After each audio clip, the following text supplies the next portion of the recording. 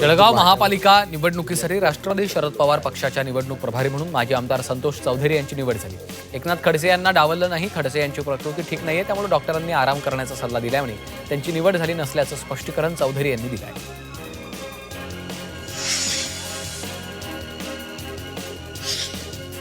सोलापूर महापालिका निवडणुकीच्या दरम्यान भाजपच्या 2 आमदारांची नाराजी उघड झाली।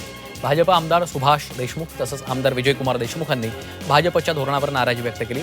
भाजपच्या निष्ठावंतांना तिकीट न मिळाल्यास त्याच्या पक्षात जातील, त्यांचा प्रचार करू असा इशारा आमदार विजयकुमार देशमुखांनी दिला आहे। पुण्यात दोन्ही राष्ट्रवादी काँग्रेस एकत्र येणार असल्याचं जवळपास निश्चित झालंय। भाजपला रोखण्यासाठी दोन्ही राष्ट्रवादी एकवटल्यात। स्थानिक नेत्यांच्या जागा वाटपाच्या बैठकीनंतर रोहित पवार आणि अजितदादांची रात्री भेट झाली आहे अशी माहिती आहे। नाशिकमध्ये झालेल्या भाजपमधील पक्षप्रवेशात सर्वाधिक चर्चा रंगली आहे ती मनसेच्या दिनकर पाटलांची। ठाकरे बंधूंच्या युतीसाठी दिनकर पाटलांनी मोठा जल्लोष केला, पेढे भरून नाचले होते आणि दुसऱ्या दिवशी मनसेला सोडचिठ्ठी देत त्यांनी भाजपात प्रवेश केला। एका दिवसात दिनकर पाटलांनी टोपी फिरवल्यामुळे सर्वांनाच आश्चर्याचा धक्का बसला।